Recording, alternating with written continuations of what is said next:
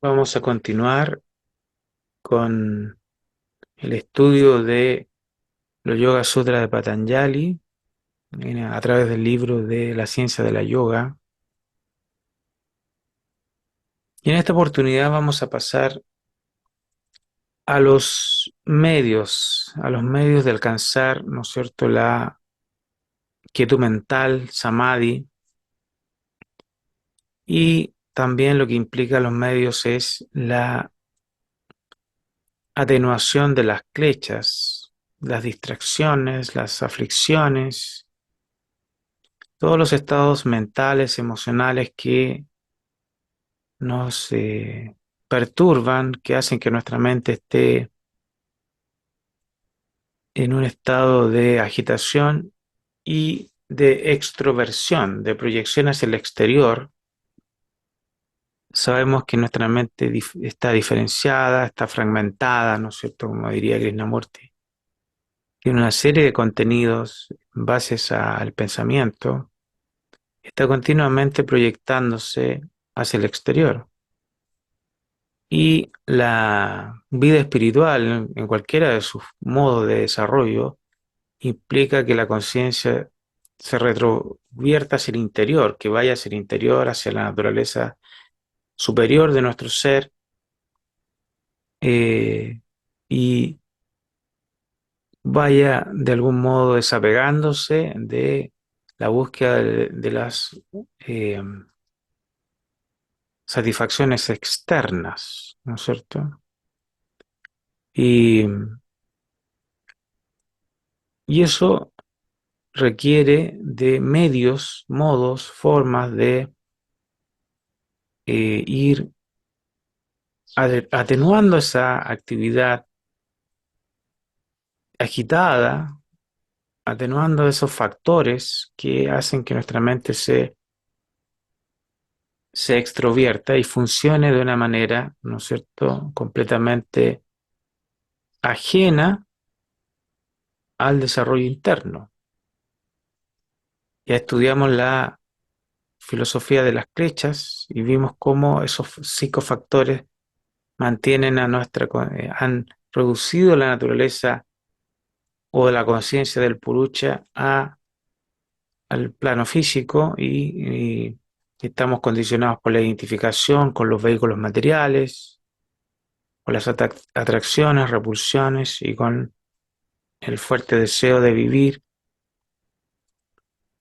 Y eso hace que nuestra conciencia esté funcionando de una manera completamente egocéntrica y hacia el exterior de nosotros.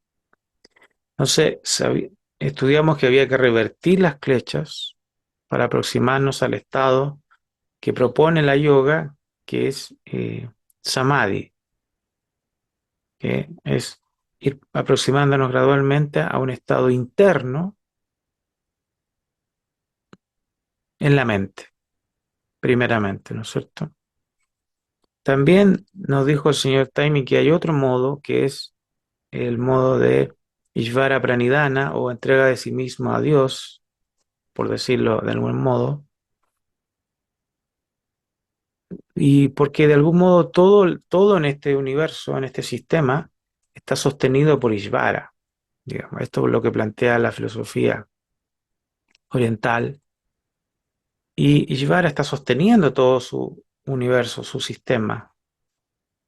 Y también a nosotros. Y nosotros podemos también abandonar todos nuestros deseos, todas nuestras predilecciones personales y como absorbernos por devoción, por aspiración, por amor, hacia esa ley, por decirlo así, la ley de este sistema, de este universo, por amor hacia la voluntad una de Ishvara, de la ley universal que nos rige, digamos. Esa absorción por amor, por devoción, por aspiración, es otro modo de atenuar las kleshas y producir samadhi, que es el sendero del bhakti yoga, sendero de la devoción, sendero del amor. Abandonamos todo, por decirlo así, las predilecciones personales, deseos, apegos, temores, todo, y nos reabsorbiéramos en esa aspiración, en ese amor interior, podríamos llevar al mismo objetivo que plantea el Raya Yoga, ¿cierto? Ese es el, pero está incluido también Ishvara Pranidhana en Kriya Yoga, como lo vamos a ver ahora. Ahora vamos a ver Kriya Yoga, que es la práctica, práctica preliminar. Es como la práctica que pone a prueba al aspirante para ver si realmente está preparado para la vida yógica o no. Y vamos a ver lo que dice el comentario del señor Taimi. Entonces, ese es sutra número 1 del capítulo 2 de los sadhana, ¿no es cierto? Los medios. Austeridad, estudio de sí mismo y entrega a Dios constituyen el Kriya Yoga. Austeridad, estudio de sí mismo y entrega a Dios constituyen el Kriya Yoga. Entonces, vamos a estudiar esta práctica preliminar y vamos a ver que estos mismos tres elementos aparecen posteriormente en Niyama, en todo el desarrollo de Yama y Niyama, que es la preparación ética, la purificación, la preparación de nuestro aspecto externo. Encontramos aquí bajo el título de Kriya Yoga o Yoga Preliminar los tres elementos finales de los cinco que más adelante enumera el Sutra 1.32 como Niyama. Recordamos de que Yama es abstenciones y Niyama es observancias, o sea, Yama es lo que debemos dejar de hacer y Niyama es lo que debemos desarrollar, practicar. Esto parece algo extraño, tratemos de captar el por qué esta repetición en un libro que busca condensar el conocimiento hasta el límite. Obviamente la razón está en que estos tres elementos sirven para propósitos diferentes, puesto que el desarrollo del tema de la formación de sí mismo, en esta parte 2 de los Yoga Sutras, es de carácter progresivo. Se infiere de ello que el propósito de estos tres elementos en este primer sutra es de orden más preliminar que en el 232. ¿Cuál es su propósito aquí? Veámoslo. Cualquiera que comprenda la meta de la vida yógica y la clase de esfuerzos que ella implica, se dará cuenta de que no es posible ni aconsejable lanzarse de lleno a la práctica regular de la yoga para quien esté sumido en la vida corriente y se encuentre por completo bajo la influencia de las klechas o causas de aflicción. Si está suficientemente interesado en esta filosofía y quiere entrar en la senda que lleva a su meta, debe antes acostumbrarse a la disciplina, adquirir los conocimientos básicos y reducir la intensidad de su egoísmo y de todas las demás klechas que de éste se derivan. Este párrafo, a ver, vamos a ver si podemos, vamos a marcar este párrafo.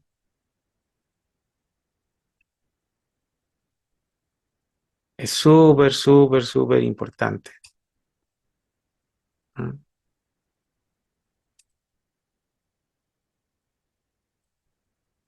Porque esto de la ciencia, el sistema de Raya Yoga es un sistema de autodesarrollo práctico.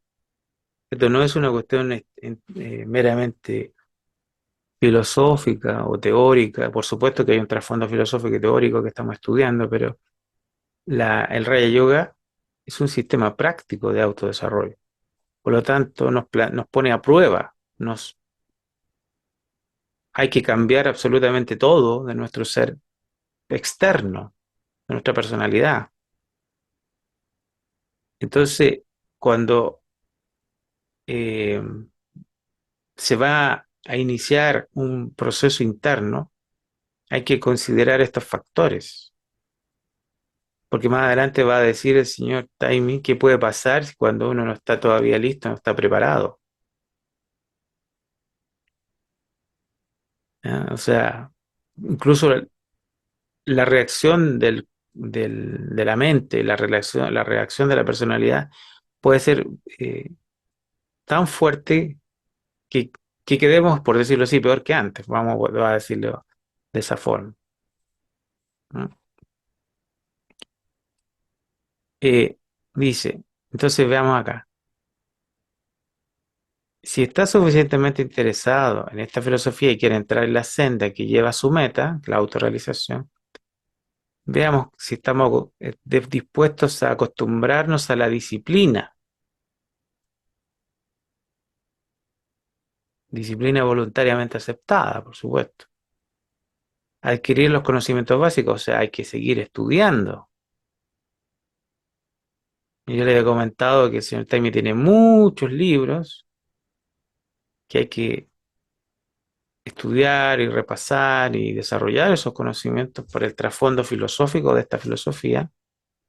Hay que estudiar y hay que estudiar bastante, vamos a decir la verdad, pero no contento con eso, de acostumbrarse a la disciplina eh, y desarrollar disciplina en la vida, adquirir los conocimientos básicos, aunque adquirir los conocimientos básicos implica estudiar mucho y reducir la intensidad de su egoísmo,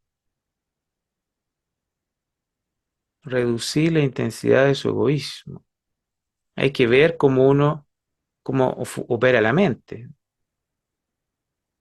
de deseos, como dice Krishnamurti, la actividad egocéntrica, como siempre estamos buscando satisfacción, seguridad, defendiéndonos, atacando, operando bajo todas las estructuras de la insuficiencia que genera apego, deseo, ansiedad, miedos, celos, rencor, odio, resentimiento. O sea, todas esas estructuras psicológicas que se basan en el sentido del yo, en el egoísmo, tienen que ser reducidas para encarar la práctica de la yoga, dicho de otra manera, la práctica de la autotransformación. ¿No? Porque, de hecho, va a salir todo eso hacia afuera, va a salir todo ese material psíquico, se va a presentar, y por eso es que vamos a tener que estar preparados para eso. Y hay que reducir la intensidad, y además todos los demás clichés que se derivan del egoísmo, o sea, todos los contenidos insanos, negativos que se derivan de ese estado egocéntrico. Así que aquí hay un condicional importante. Esto no es llegar y digamos, o sea, la vida espiritual en términos generales es un asunto bastante complejo y serio, realmente para el que quiere emprender la senda, ¿no? Podemos estudiar tranquilamente y en una primera etapa no está mal, quizás estudiar e informarse de la situación y tratar de tomarle el pulso, el peso hacia dónde nos conduce esto. Dice, es tan grande la diferencia entre la actitud y la vida del hombre corriente y la vida que el yogi necesita vivir, la vida que el yogi necesita vivir. ¿Cómo vive un yogi? Entonces vamos a verlo gradualmente. Que es imposible cambiar súbitamente de la una a la otra. Y si se intenta hacerlo, se puede provocar una reacción tan violenta en la mente del aspirante que vuelva a arrojarlo con mayor fuerza aún en la vida del mundo. Entonces, nuestra personalidad está condicionada, tiene estructuras, tiene propensiones, tiene tendencias mentales, emocionales y físicas. Estamos llenos de hábitos y esos hábitos han cobrado fuerza en nosotros. Hábitos mentales, hábitos emocionales, hábitos psicológicos, hábitos físicos. Estamos conformados de una estructura de hábitos, como diría Krishnamurti, estamos condicionados. Entonces, cuando queremos cambiar eso, emprender el sendero espiritual, esos hábitos dicen no, no, queremos. por decirlo así, ¿no? Como que los hábitos tienen una cierta conciencia de sí mismas, digamos, o sea, son tendencias. Los hábitos van a decir, no dicen, pero van a, por decirlo de alguna manera, van a resistirse al cambio. Nuestros hábitos funcionan de manera autocentrada, egocéntrica, egoísta, por decirlo de alguna manera. Y la senda espiritual implica revertir toda esa tendencia, atenuar todas esas estructuras de clechas que hemos estudiado y llevar la conciencia hacia adentro de nosotros. O sea, va hacia una preparación hacia la vida interior y no exterior. O sea, por supuesto que se tiene que seguir viviendo en el mundo también. Se tiene que seguir viviendo en el mundo externo, haciendo lo que hay que hacer. Pero la vida del yogi es algo que está gestándose el interior de sí mismo y mantiene su vida en el mundo dentro de lo que es lo más necesario y práctico posible, como lo dice la yoga. O sea, su polo central de interés está en el interior de sí mismo y se está preparando para ese estado de samadhi que lo lleva hacia adentro, a los estados superiores de conciencia. Ya al yogi maduro, serio, no le interesa ninguna cosa externa ni mundana y se organiza en lo práctico para vivir su vida en el mundo lo más práctico posible, lo más simple posible, simplifica su vida lo más que puede porque su foco de interés es interno, es la autorrealización, es samadhi, lo mismo que haría un bhakti yoga, que abandona todos sus deseos externos y personales por uno solo, que es la fusión, la unión con Ishvara, con la divinidad.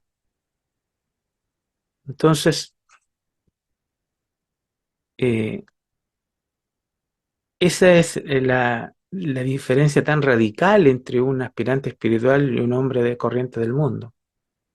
Uno está centrado en sí mismo, en su yo personal, en sus logros mundanos, logros externos, y el otro funciona en el mundo, hace lo que tiene que hacer, pero su núcleo central de interés es interno. Está gestando su trabajo hacia el interior. Todo está emprendiendo la senda de la yoga o la senda espiritual, gestando, preparándose, preparando todo su ser, toda su personalidad para revertir las clechas y ir hacia adentro de sí mismo. O sea, son dos vidas completamente, pueden incluso de pronto parecerse, pero son completamente diferentes.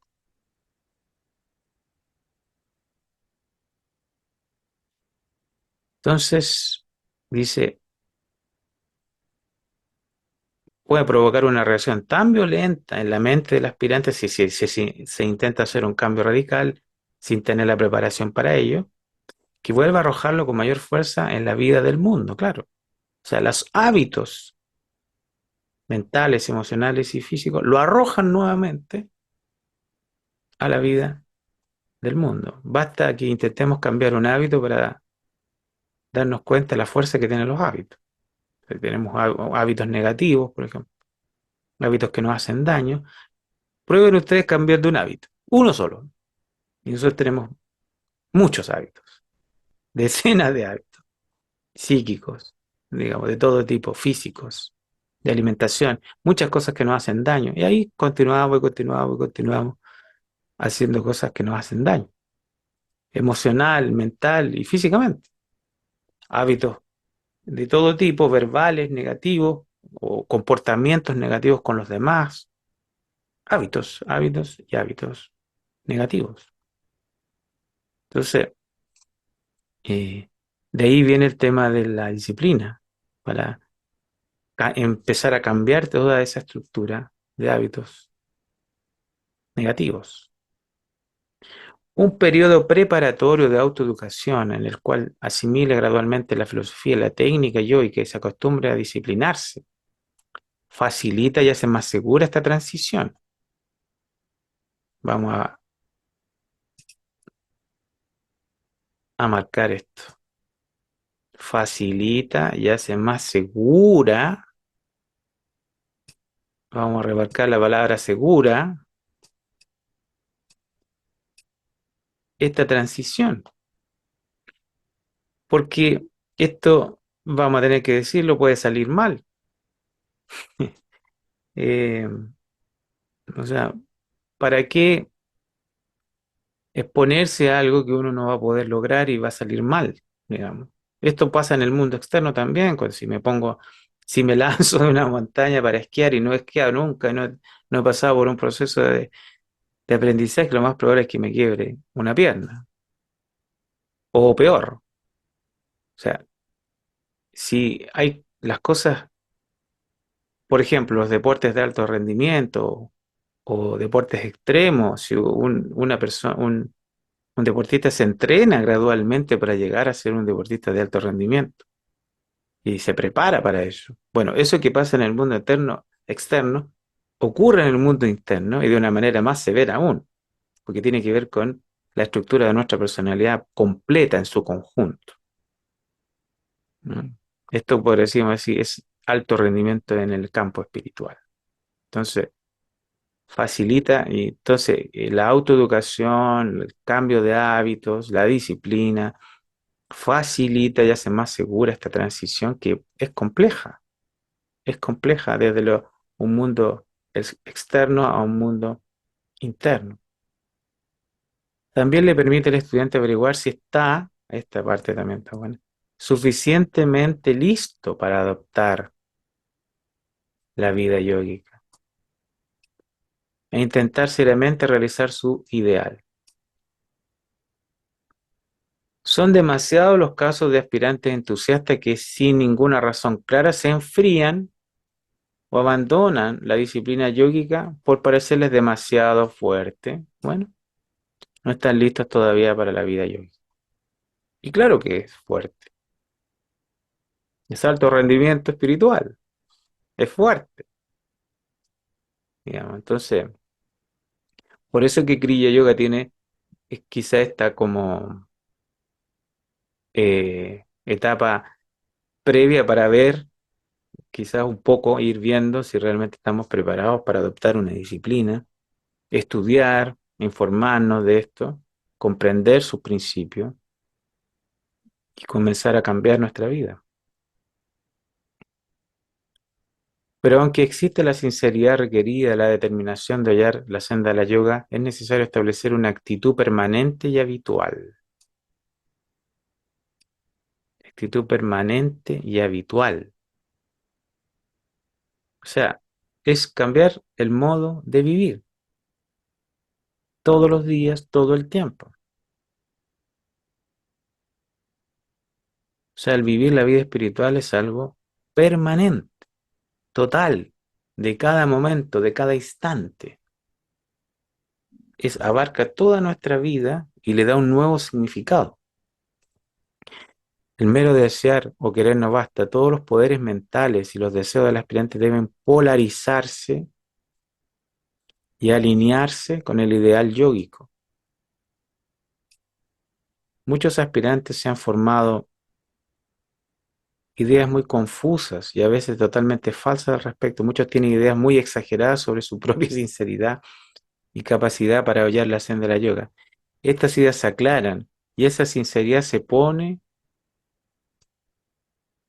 esto es lo que se pone se prueba severamente al tratar de practicar Kriya Yoga. Sí, este sentido de egocentrismo, de orgullo, de vanidad que podemos tener todo y que el sentido del yo le es natural al sentido del yo personal, yo psicológico. Todos pensamos que tenemos una sinceridad por sobre las demás, pensamos que somos superiores al prójimo en todo o en algunas cosas y siempre nos tenemos a nosotros mismos en una alta estima, digamos, de alguna manera. Y pero en esta etapa recién preliminar de la yoga, Kriya Yoga, esas ideas se aclaran, todas esas ideas confusas con relación a uno mismo, y su propia capacidades se aclaran y esa sinceridad se pone a prueba severamente. Vamos a marcar aquí la palabra severamente. O sea, esto no es juego, se ponen a prueba severamente al tratar de practicar esta Kriya Yoga. O bien emergen de esta autodisciplina preliminar con un propósito claramente definido, determinado y capacitados para proseguirlo hasta el final con vigor y devoción. ¿Qué palabras esa? Vigor, energía, ardor, vigor y devoción, aspiración, amor al ideal yógico, al ideal espiritual de autorrealización, de volver a nuestra verdadera naturaleza esencial, a la verdad, por decirlo así, a lo que es, a lo que somos verdaderamente, a la verdad, a la unidad de la vida, como diríamos en filosofía esotérica, con vigor y devoción. Qué bonitas esas palabras, ¿eh? O se dan cuenta gradualmente de que todavía no están listos para la práctica de la yoga y reducen su aspiración a un mero estudio intelectual. Bueno, todo esto ocurre con Kriya Yoga. Kriya Yoga es esta etapa donde nos vamos a dar cuenta realmente a que nuestra madurez em, personal, intelectual, psicológica y espiritual, todas las maduras, todos los estados de madurez que tenemos se van a poder a prueba, se va a ver realmente si estamos interesados en cambiar nuestra vida en otra dirección y de una manera, digamos, clara y definida. ¿Mm?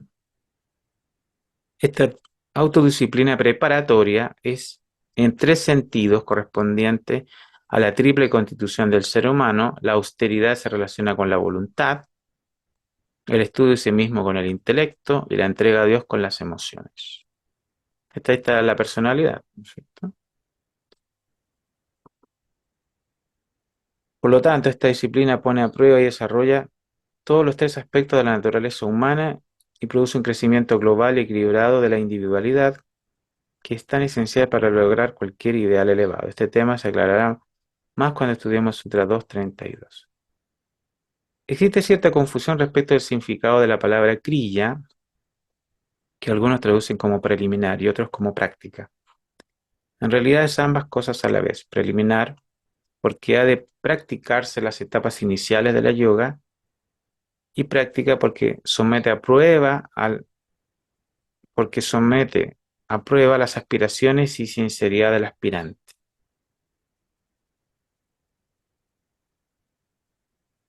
Somete a prueba las aspiraciones y sinceridad del aspirante.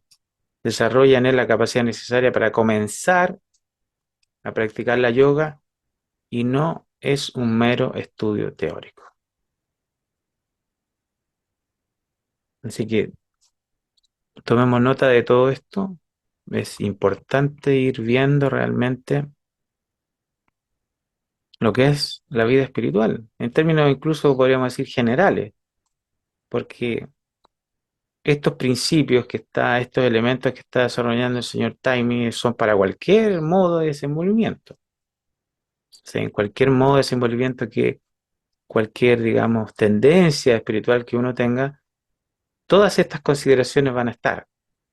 Todas estas situaciones, digamos, pruebas, conflictos van a estar, van a surgir.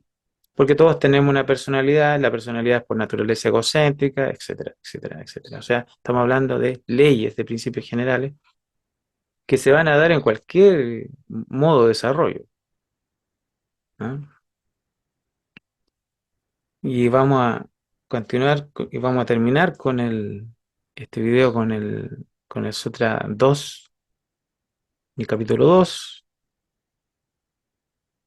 describiendo lo que es Kriya Yoga. Dice, se practica Kriya Yoga para atenuar las kleshas y producir Samadhi, que es la técnica del Raya Yoga. Aunque la práctica de los tres elementos de Kriya Yoga se somete como perdón, se tome como un adiestramiento preparatorio, no se piense que estos elementos son de importancia secundaria y tienen un uso limitado en la vida del aspirante. Este sutra muestra la eficacia de este entrenamiento y lo elevado de la etapa de desarrollo a que puede llevar al aspirante como resultado de practicar Kriya Yoga. No solamente atenúa las klechas y coloca así el cimiento de la vida yógica, atenúa las klechas, o sea, busca atenuar las cinco, digamos, factores del sufrimiento que las estudiamos con la filosofía de las klechas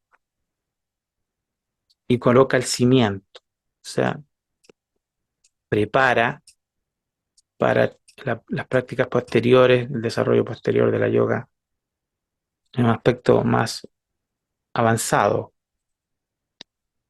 sino también lleva al aspirante a samadhi, que es la técnica esencial y suprema de la yoga. Por consiguiente, puede también construir en gran medida la estructura de la vida yógica. La importancia de la Kriya Yoga y el alto estado de desarrollo a que puede llevar al aspirante se verán más claros cuando consideremos los resultados finales de esta práctica en 2.43-45.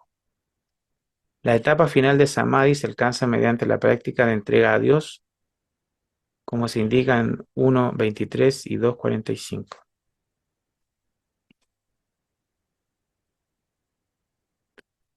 Aunque, aunque los dos resultados de practicar Kriya Yoga que se enumeran en este sutra están relacionados con las etapas inicial y final de la práctica yoga, claro que es atenuar las klechas y producir samadhi. Atenuar las klechas es lo que se requiere al inicio, pero en realidad las klechas se atenúan hasta el final.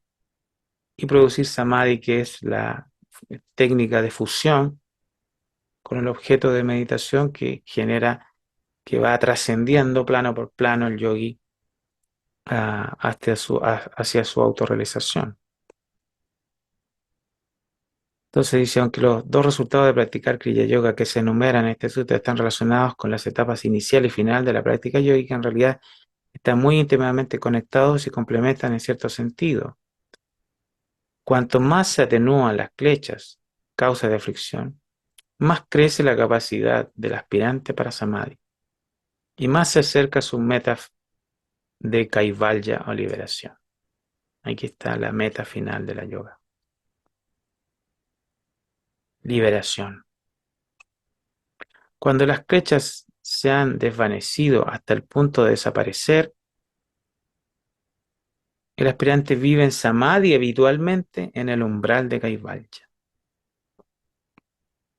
O sea, imagínense ustedes lo que, si bien Kriya Yoga es una práctica preliminar que se usa como para probarnos también, para ver si realmente estamos interesados y maduros para esto, o tenemos que seguir estudiando intelectualmente, o, pero también si esto se continúa y se continúa este trabajo interno, también es de un potencial infinito, digamos, Kriya Yoga, en ese cierto sentido, porque va atenuando las klechas, él nos aproxima a Samadhi y Samadhi nos aproxima a Kaivalya, la liberación. O sea, ahí tenemos tres aspectos, atenuar las klechas, Samadhi y liberación. O sea, los principios estructurales de la yoga, vamos a ponerlo así. Y aquí están las klechas que ya las estudiamos previamente. ¿Ya? Y recién Kriya Yoga, en su aspecto preliminar, es lo que estamos viendo, que es atenuar, atenuar. Más adelante en la yoga superior, en la aproximación a Kaivalya, en Kaivalya ya las klechas ya no pueden, digamos, eh, no pueden afectar al purucha. ¿Mm? Entonces eso es este. Estos primeros dos sutras del capítulo número 2, súper, súper importante porque,